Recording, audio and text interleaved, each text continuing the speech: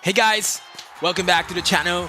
Let's continue with the Players Cup for Latin American Regionals Qualifier. Today I have round 6 for you. This time I'm facing an opponent from a country here in Latin America called Bolivia. This opponent has a really interesting team, to say the least. It's a very offensive team, almost hyper-offensive. It's not the classic hyper-offensive, but it does have two defensive mons like Mungus and Incineroar. But let's talk a little bit about the team.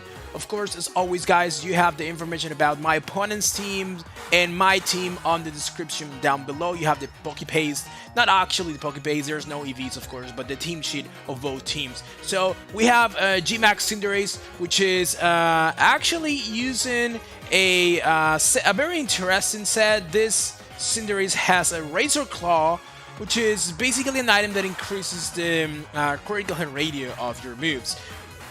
The Cinderace has Focus Energy to increase that critical hit radio even further. It's like 2 stages, and in combination with the Razor Claw, you have basically 3 stages of critical hit radio increased, and that means that you're always going to crit. This Cinderace has Pyro Ball, has a Jump Kick and Bounce with Focus Energy, and the Razor Claw. We also have Togekiss with the Scope Lance, and it has Dazzling Gleam, Air Slash, Heat Wave, and Nasty Blood. Yes, exactly. There is no Follow Me, there's no Protect, even Nasty Blood Togekiss. We also have Life Orb Landers with Earthquake Fly, Rock Slide, and guess what? Swords Dance as well. And then we also have a Spectrier with the Expert Belt, which is an item that you don't normally see that often on Spectriers.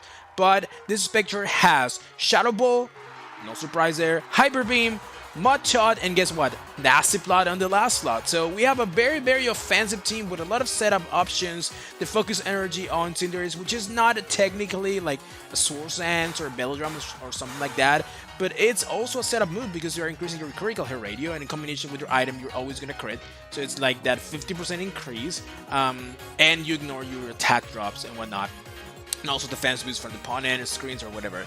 And then we have Amoonguss with Pollen Puff, Rage Powder, Spore, and Protect, and the Focus Sash. And lastly, the Incineroar with Safety Goggles, Fika, Flare Blade, Sparring Shot, and Snarl. So yeah, that's my opponent's team. It's a very interesting team. Let's see how this round 6 goes, guys. Thank you for the support. I hope that you're enjoying the series. And let's begin now with the video. Let me put now play on the video, and let's begin. So as you can see, this is a team that has a lot of setup moves, right? As I said on the description of my opponent's team. So as the opponent, I'm not, of course, like that comfortable seeing all those setup moves and seeing like 2 mons that can help almost every Pokemon on my opponent's team to set up, which are Incineroar and Amoonguss. So I pretty much think that my opponent is definitely bringing those 2. Like it's Amoonguss, Incineroar, and 2 more. That's how I feel about this matchup. So, what I'm thinking here on team preview for this game 1 is leading Regieleki, because Regieleki puts a lot of pressure on pretty much everything. I can bypass, like for a little bit, the redirection from Amoonguss with Electro Web, and then Urshifu, which puts a lot of pressure on everything that is not Togekiss. Even Amoonguss takes a lot of damage from Wiki Blow. Feeny, for sure, it's also a mod that is really good to have here. And I think the last one that I brought to this game was my own Landers. Mainly because Landers can also be a good Dynamax option. I'm not sure if I'm gonna be Dynamaxing Regieleki in this game. Like, I'm gonna see how my opponent actually wants to play this game out. So I'm gonna lead Regieleki just to scout. I know there's a Landers. Regieleki puts a lot of pressure on everything, barring the Landers, of course, because it's a ground type. But if I need to switch out Regieleki or something to take an Axe Quake, or just to intimidate, or just to have another Dynamax option, I wanted my Landers in the bag. So there we have leads here. In my case, I have Regieleki with Urshifu, and my opponent has a Incineroar and Togekiss. And this Togekiss, remember, doesn't have access to Protect, so it cannot Protect here. It's forced to attack or Nasty Plot. But I have a Regieleki, so my question is, what do I do here? Do I go for Electro Web? I'm like waiting there. Do I Dynamax and Max 19? I'm assuming my opponent is baiting me to attack the Togekiss and bring the Landers. That's the first thing that I'm thinking. It's a very tricky situation to be here, to be honest. because I can max lightning and hit into nothing. So I'm gonna max strike, because if Lander switches in, like max strike from a life or modest Regieleki is gonna do a lot of damage, like 60 to 70%. And I'm gonna switch out Urshifu. I don't want the Incineroar to fake out my Urshifu to break the sash. I don't want Urshifu to die just with Dazzling Gleam. I want Feeny here. If Lander switches in, I have that -1 speed, and Feeny is gonna outspeed the next turn and probably threaten with the Muddy Water. So basically now, let's see what he decides to go for. There's a switch out, but into the Incineroar slot, not into the Mungu, into the Chogeki's. A Mungu switches in. Basically, no Landers just yet. This is very interesting. We know that Chogeki's cannot protect. There's no protect on his moveset. So it's just basically letting me go for damage. I mean, he could technically Dynamax Chogeki's and Max Guard actually, so that could be an upplay he can go for. Let's see what he does. I'm not clicking Max Lightning just yet. There's no Dynamax, no Max Guard, no anything, so I could have just Max Lightning the Chogeki's, but to be honest, my opponent is probably trying to play like this mind game of like, are you really gonna Dynamax Regieleki and go for Max Lightning knowing that I have a Landers? Like, why? Of course, I wasn't sure what to do, what was the best play there, so I just decided to go for a play that covered almost everything, which is Max Strike into a Chogeki's, doing some chip damage, bringing my Tapu Fini, so I'm trying to anticipate how the turn 2 can be. So yeah, now he didn't switch in the Landers, so I'm like, okay, I set up Electric Terrain now. I'm gonna Max Lightning you. If he brings the Landers now, again, I just showed him that I'm gonna click Max Strike. And then Mungus actually goes for a Protect. I really don't understand this play that much, to be honest, but I guess he wanted to keep the Sash intact. I'm not attacking the Mungus. I don't know if he wanted to predict me or something, but there's no Landers yet, so I'm just like clicking my attacks. This is not the best thing for me, to be honest, because I just spent 2 turns of my Dynamax into 8 Chogeki's that I could have just one-shotted like turn 1. But at least Tapu Fini is now +1 special attack and special defense. Special defense doesn't matter here unless he has like Spectre in the back. Now, who is the last one? Is the last one Landers? Why didn't he switch in Landers then?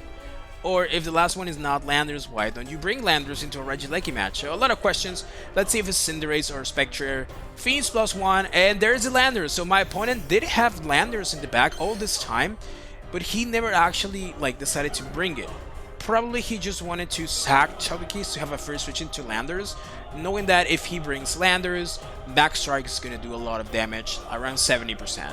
So yeah, here basically I'm just gonna Max Lightning the Mungus because that slot already protected, and I'm gonna just like combine I think with Tapu Fini or just go for a Muddy Water. I think I just went for a Muddy Water actually, yeah, because my Tapu Fini was already +1.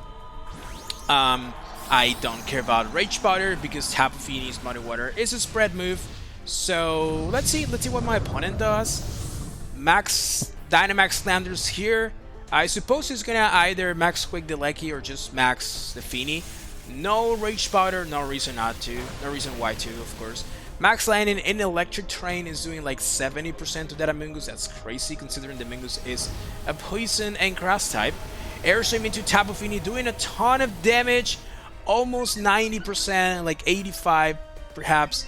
And Amoonguss is not clicking Rage Powder, so Muddy Water is doing around 40% of that. Landers. Let's see if he's clicking Pollen Puff. Yeah, there's a Pollen Puff into its own Amoonguss, so that's a good play for him. Good play, recovering that 25% of Dynamax Landers. Pollen Puff is a move that if you attack your partner, it recovers 50%. If that partner is Dynamax, of course, that 50% becomes 25 because it's 50% of your regular HP, not your double HP as a Dynamax. So, I mean, he didn't attack the Lecky. I guess it's fine. I'm just gonna Rising Voltage the Amoonguss. To be honest, Amoonguss should protect here, right? What do I do with Tapu Fini? Like, he knows that Tapu Fini puts a ton of pressure. Once the Dynamax Landers is over, Tapu Fini, it's gonna do a lot of damage. There's also an Incineroar in the back, so Tapu Fini is still useful. Even though it's red held, with leftovers and a couple of protects later, I can stall a little bit of turns and get some recovery back. So I'm gonna switch out Tapu Fini for Landers and Rising Voltage the Amoonguss. I'm expecting a protect here, but I don't want to Hyper Beam the Landers just yet. I mean, I could, but I just don't want just yet because the Amoonguss is free there. Okay, of course he was gonna protect, like that was pretty much expected. There's a protect. Let's see, he quakes into the Tapu Fini. That would be awesome. Or probably just Airstream. Yeah, Airstream just to play safe. No reason not to. Airstream is so free in this metagame.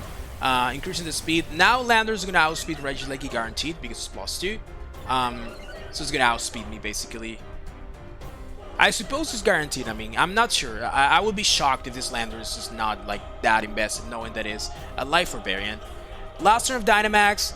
So now I'm just going to attack the Moongus again. And here's the thing. My opponent can just attack the Landers. For sure. I mean, yeah. I'm just going to switch out the Landers to bring Fini for 2 reasons. First, I'm going to recycle Intimidate. And second, he has to respect the Regieleki now. Because once the Dynamax is over, now Landers can die from a Hyper Beam. So I don't think he can ignore the Regieleki for 3 turns in a row. Probably 2 turns out are fine. But if he ignores my Regieleki now, that could be bad for him. Let's see. I mean, regardless, if he attacks the Fini, that's fine. I still have Landers, and I'm going to recycle Intimidate. And if that Landers wants to get rid of the Intimidate, which is going to be -2, once I bring my Landers, he has to get rid of its own speed boost. So, Max Quake, I have to assume it's into the Regieleki, right? Yeah, there's no way you're Max Quaking at Landers, knowing that it's immune to it. When you have a free Airstream, right? So, Max Quake into Regieleki, finally getting rid of it. And Tapu Fini comes for free. I'm gonna get some leftovers recovery a little bit. I'm gonna be back to probably 30%, or not 30%, 20%, sorry. And yeah, I'm just gonna bring my Landers again, I guess. Because that Landers is -1, so I'm gonna bring it again to put it to -2. Though I could also bring Urshifu, because Urshifu can protect, Landers cannot protect. So I could bring Urshifu and just double protect first, and then switch out the Urshifu if I want to next turn to bring the Landers, and then bring Urshifu back later. So I guess that's probably safer. I'm trying to think turns ahead what's better here. Like, his Landers is +2 speed, so it's definitely going to outspeed my Urshifu, there's no doubt about it.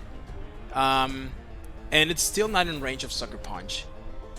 So, as I said, if he wants to get rid of those attack drops that I'm gonna, of course, give to him, he has to switch out, or I guess he could Swords Dance. But are you really gonna Swords Dance in front of an Urshifu that can just one-shot you with Wicked Blow? I'm just bringing the Urshifu because I want to pressure him, saying like, okay, if you don't fake my Urshifu, I'm gonna Wicked Blow you. But instead, I'm gonna just protect here just to be safe, because I don't want my Sash to be broken. And I'm gonna protect with both. Like, to be honest, I'm pressuring both here. Tapu Fini with Muddy Water hits both super effectively. Urshifu can close combat, and Incineroar can Wicked Blow the Landers from that range and just finish it off. Let's see, double protect from my end. Let's see if my opponent reads this. Fake out into the Urshifu, trying to attack the Urshifu, and fly actually. Let's see the animation. You see the target here? Yeah, there's the target. If you guys don't know, when fly happens, like when the animation happens, there's like 1 second that the Pokemon flies up to the sky, and it basically shows the target because the other Pokemon disappears. So as I already saw, Urshifu the target, so I don't have to be like guessing here. I can just freely switch out the Urshifu because I know he's gonna target that slot because of the animation. And I'm gonna bring my Landers. It's gonna be -2. I mean, this was the plan anyways. But now I have a free Calm Mind, basically. I'm intimidating the Incineroar, so if he goes for like a Flare Blitz into the Fini, it shouldn't be able to get rid of Fini. Let's see if he goes for a Party Shot or something, Snarl even. Landers hangs on with literally 9 HP. I didn't go for a Calm Mind, actually. Yeah, I just went for Muddy Water. I wanted damage on both Pokemon. Landers is +1 special defense, so this is not able to finish it off. But is in range of Sucker Punch now. Flare Blitz into the Tapu Fini. Let's see. No, into the Urshifu slot, actually. So he just wanted to double into it because he knows that I'm Sash. And yeah, basically I got free damage. And now I just bring Urshifu with Sash intact. It's -2 Landers. Incineroar is also -1, I think. I could just go Combat Incineroar. But the game is not over, actually, because Landers is faster. If the Landers was not faster, I could just literally just click buttons. But he knows that I have Sucker Punch, but I know he can switch out the Landers for a Mungus, or just Swords Dance and switch out Incineroar for a Mungus. So I'm not gonna click Sucker Punch, just Wicked Blow into the Landers. And my opponent actually cancels the match, which is pretty interesting to me. I think he still had a chance there. I mean, it was completely my favor, I know, but he could have still like played some mind games because, like, again, if I Sucker Punch you and you Sword Stance or switch out, you can at least get some momentum back, probably. But anyways, that's why I didn't Sucker Punch. I just went for like Wicked Blow. So game 1 is for me. Let me put the score here. So we are 1-0 in this round 6 of Players Cup Regionals Qualifier Latin America.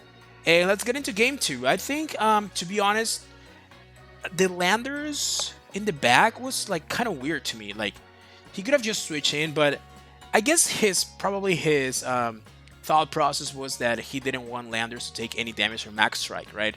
Because, like, even though Max Strike, yeah, it's not stab and whatnot, Landers was not Dynamax, so that was still gonna do around 60 to 70%. So it was a lot of damage. So going into game 2, I'm thinking like, okay, I'm expecting him to lead with Landers this time around. I mean, I want to cover that, so I'm just gonna change a little bit. I'm gonna go Incineroar Fini because like Fini is amazing against everything, almost, barring the Mungus, of course. And I'm gonna lead Incineroar because this guy has a lot of setup moves, right? So I can fake out the Togekiss if he leads with Togekiss again. Basically, it's chopping the Nasty Blood option. I know the Togekiss can just Dynamax and my Faker is gonna be wasted, but I don't care, to be honest, because I want to stop the Nasty Blood. I don't care if he Dynamaxes because that means he is not getting the Nasty Blood off. So that's why I'm leading Incineroar. I can also fake out the Cinderace to stop him from going for a Focus Energy. I can intimidate the Landers if he leads with it. So yeah, let's see. Landers Togekiss, okay. Landers Togekiss this time around. I'm leading Incineroar Fini, so I'm intimidating that Landers, which is nice.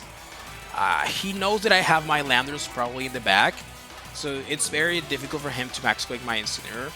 And also he knows that I'm Shuka Berry, so there's no reason to. He can just Airstream. Now Incineroar is here.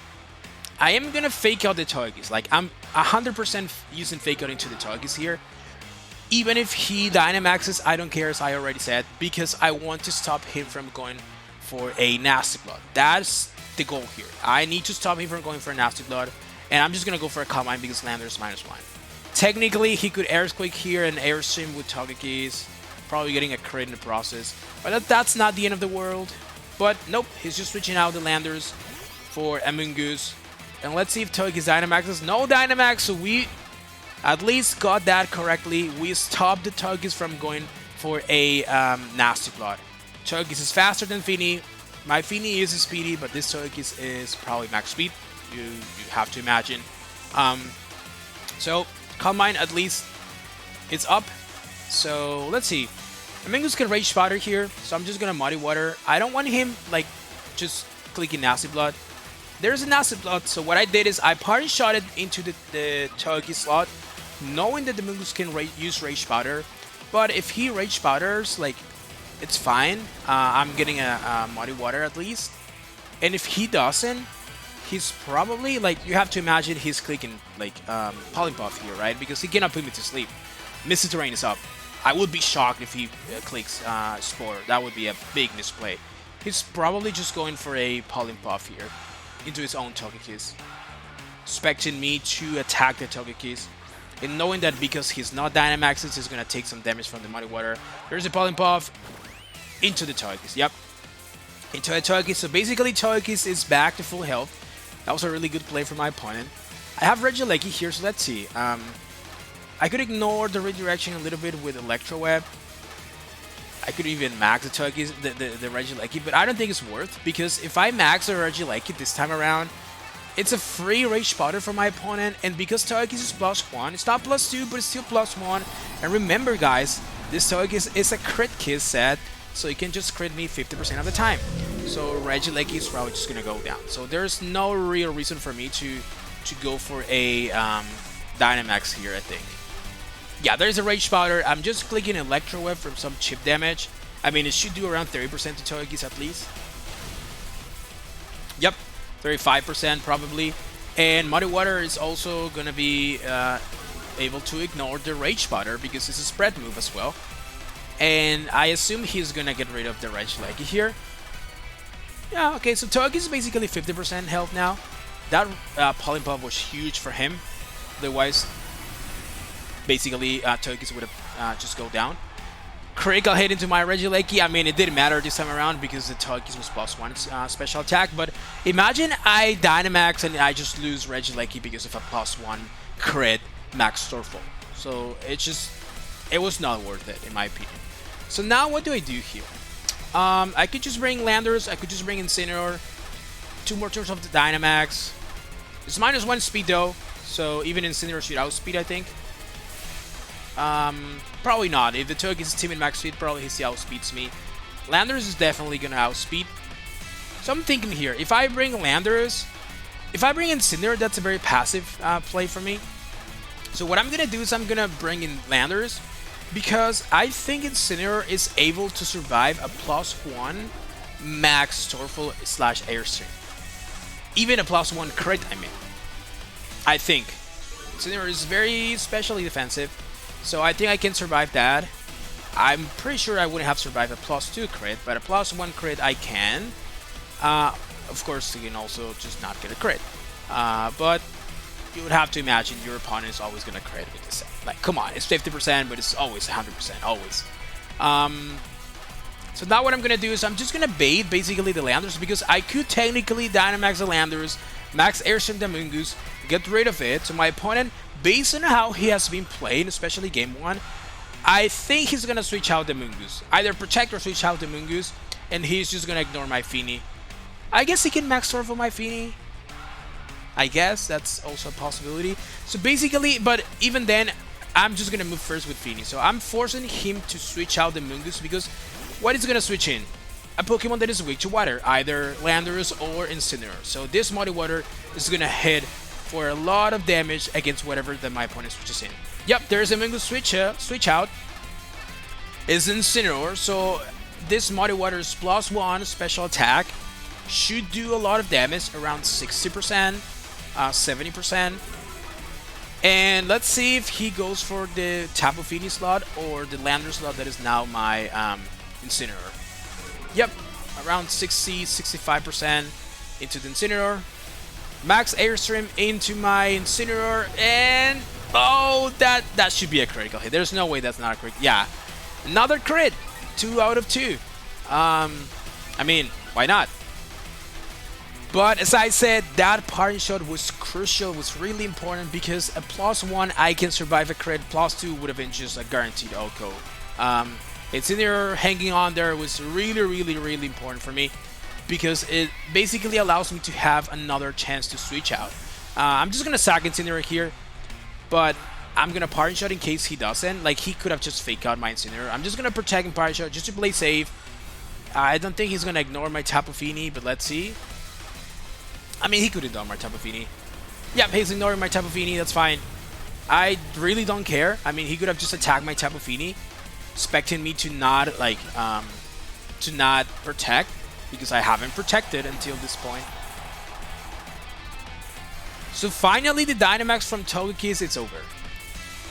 And you know what? I still have my Dynamax, and everything in this team is now gonna die from Muddy Water, I think. The only thing, of course, that's not gonna die from Muddy Water is the Mungus, but I have a Landorus which is gonna Max Airstream here. So the game is looking pretty good for me now, because now the play is pretty simple. Togekiss is only +1 because I Electro Web. I used Electro Web turn 1, so yeah, he's +1. He went for 2 Max Airstreams and 1 Max Torful, and I got an Electro Web off the turn 1, so it's only +1. So I'm just gonna Airstream. He's gonna outspeed me this turn, but Landorus is gonna outspeed it the next turn. So I'm just gonna Airstream the Mungus and just Muddy Water. Whatever switches in here should just go down. Let's see. And if Incineroar like goes down, the Muddy Water is gonna be single target, so that's pretty much a guaranteed OHKO on Togekiss. Let's see. Dynamax from Landorus now. This is the moment that I was waiting. That's why I said, like, surviving with Incineroar was huge, because otherwise I would have been like forced to Dynamax Landorus to hit a max guard. I guess I could have just Airstream as well, but I just wanted to stall his Dynamax. Yeah, so there's my Landers. Toki's gonna move first. Doesn't gleam. Oh my, yeah. That's another crit. Double crit. I mean, yeah, it's 100%. I told you. 100% of the time. Airstream into the Incineroar. That's enough for a knockout. No crit on my end. And Muddy Water. If we connect come on, Feeny, this should be enough to get rid of the Tokis. I'm +1 special attack. We connect. Yeah, it's single target now. And yeah, that's it. Even without being single target, I think that would have been enough regardless. Like, imagine the Incineroar survives or something. Yep. So now it's looking pretty good because I know that my opponent's last two Pokemon are Amoonguss and Landorus. And Landorus cannot protect. Feeny is faster. And even if Feeny was not faster, I can just Airstream to make it faster than Landorus. And Amoonguss cannot protect Landorus from a water type attack because Muddy Water is spread damage. So it's looking clean now. I'm just gonna click Airstream into the Landorus. There's no reason to click Airstream into the Amoonguss because Amoonguss is not putting any kind of pressure.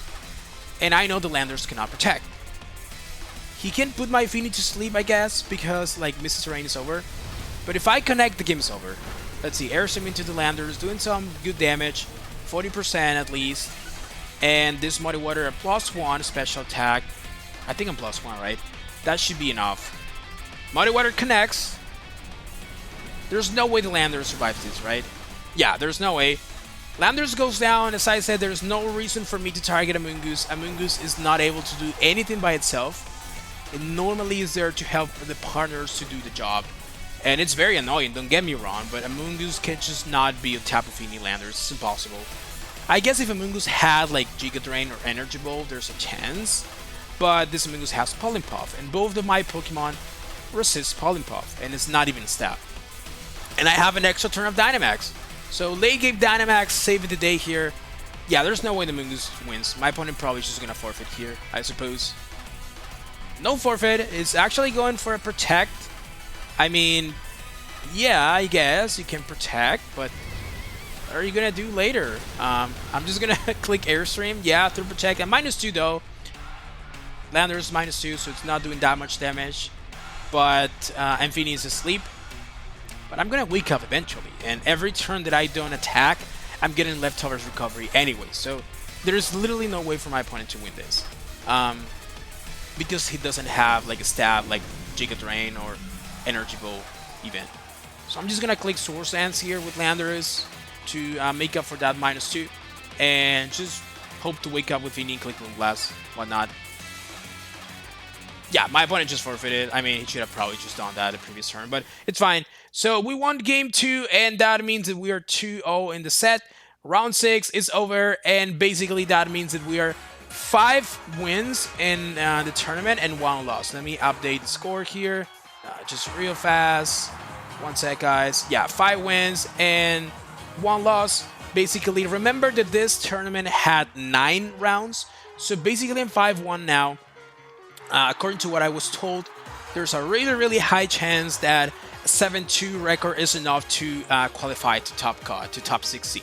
So I'm 5-1. I have 3 more rounds. I have to win basically 2, and I think I can just make it. So of course I'm gonna try my best to win all the games, all the sets. But that's it for today, guys. Thank you for being here, and thank you for your support. I hope that you enjoyed this video, and let's continue next video next time with round 7. And if you like the content, don't forget to leave a like. Don't forget to subscribe to the channel. Leave me a comment. Let me know if you're liking this or not. If you're able to understand like my plays, or you want to hear something from my end. And yeah, that's it, guys. Thank you again, and see you next time. Bye bye. Peace.